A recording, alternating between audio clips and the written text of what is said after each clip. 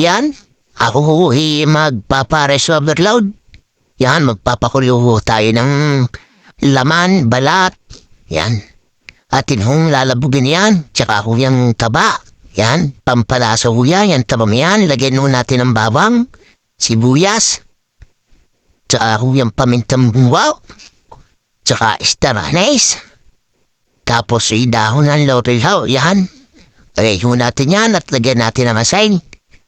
At ating lalagyan ho ng tubig yan at ating pakukulan na ho yan. And then dagdagdagan ho natin ng kaunti ang tubig. Baka ho maiga eh. Yan na nga, nakasalang na hawaw. Lakas ng apoy habang ho yan pinakukuluan natin. Papakuluan din ho natin na rin gempo tsaka ho yung bulaklak. Yan, ayan ho ating pantatoppings mamaya. Para ho maging overload. Paares, yan. Lagyan ho natin ng bawang, luya. Tsaka ho dahon ng laurel. Tsaka pamintang buo po. Yan, at tsaka asin. Yan, pampalasa. Damihan ho natin para malasang malasa. Tsaka konting betchay, yan. Lagyan na ho natin ng tubig. At atin na hong pakukuluan yan. Yan ang malambot na. Kapal ng limpong ariya. Sarap na rin pag napalutong Ayan na nga pati tim-timin ho natin. At atin na hong ipibrito yan. Yan, maglagay na ho ng mantika. Sa kawala yan na nga. Piniprito na. Ayos na ho yan. Sunod naman yung bulaklak. Yan, chicharong bulaklak ho yan. Yan na nga ang ating milabaw. Muntik ng naiga. Pero dapat ho talaga para malasang-malasa ho yan. Yan, kaya tinaho natin yan ng maliliit.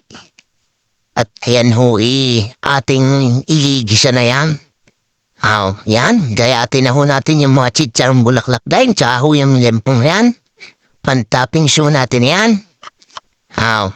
Yan ang gaya, sarap na rin Yan na nga, mag-gisa na ho tayo ng sibuyas, bawang, tsaka luya. Yan. Haluin ho natin. At sunod ho dyan yung ating ginayat na mga laman, tsaka balat, tsaka yung taba. Igisa rin ho natin ng konti. At lalagyan na ho natin yan ng oyster sauce. Yan, lagyan ho natin ng oyster sauce. Yan ho magpapahuli sa ating sabaw. At saka ho toyo. Yan, lalagyan din ho natin yan. Yan ho ang magpapahuli sa ating sabaw talaga. Para magmukhang pariso yan. Haluin ho natin. At ilagay ho natin yung tubig na pinagpakuluan kanina. Yan, para malasa ang ating pares. Lasang-lasang baka ho yan. Yan, katapos ho niyan magbanaw ho tayo ng cornstarch. Yan, banawin ho natin yan.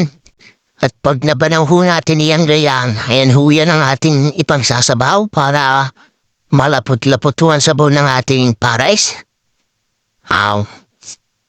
Haluin ho natin. Yo. At yan ang ating mga pangtimpla. Chili oil, kalamansi, white onion, tsaka yung ating pang-topping sauce. Sarap. Ayan na nga, luto na Saluhay. Yan, sa halaw. Lalaki pa ho ng gayat. Ayan hui pag yung sa mga binebentay pagkaliliit ng gayat. Yan hui malalaki. Pansarili ho ba naman? Yan na nga, kamayain at ilagay na ho natin yan. Pantabings na yan. Ako din lang naman nung kakain yan, kaya ako kinamay ko na. Lagyan ng white onion. Yan. Tapos yung, toasted garlic ba yan? Tawag yan? Maglilagyan ho natin ng alamansi. Husay niyan Tapos haluin ho natin. At lagyan ho natin ng chili oil. Pampagana.